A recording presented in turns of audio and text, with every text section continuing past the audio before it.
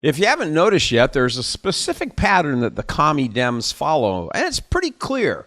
Whatever or whoever is against America, defend and promote it or them. Make them victims. Make them sympathetic, regardless of what they've done. Let's use the case of the Somalis in Minneapolis as an example, imported here by the tens of thousands by Obama to create a significant Muslim voting bloc and get the likes of Ilhan Omar elected. You know, she married her brother.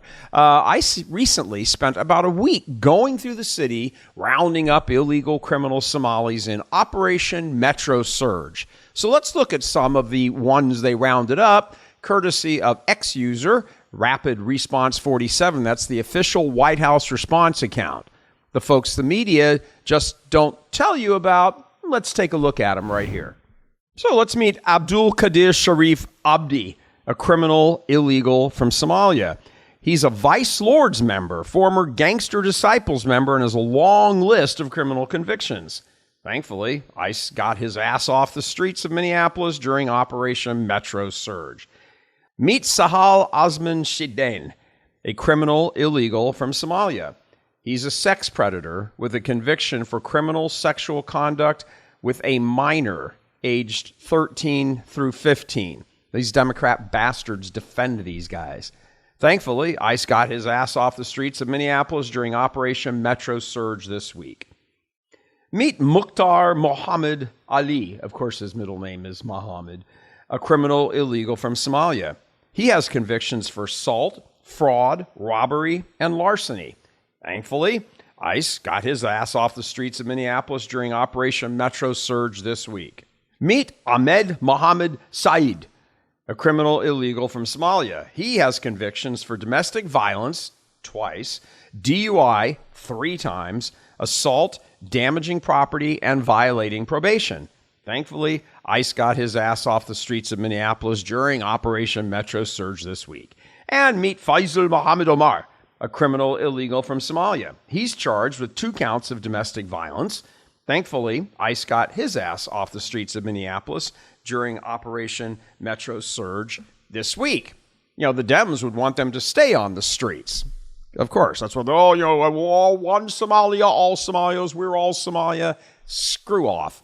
Then there is the pretense that Somalis contribute to the economy and they're the backbone of America.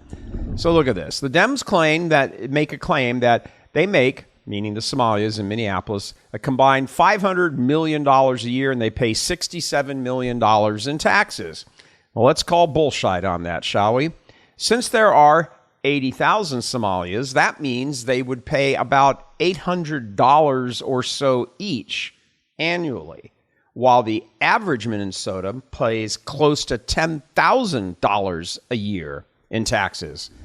Likewise, of course, what you don't get told, and that's always where the truth is what they're not telling you. 48%, virtually half of the Somalias are on government assistance programs.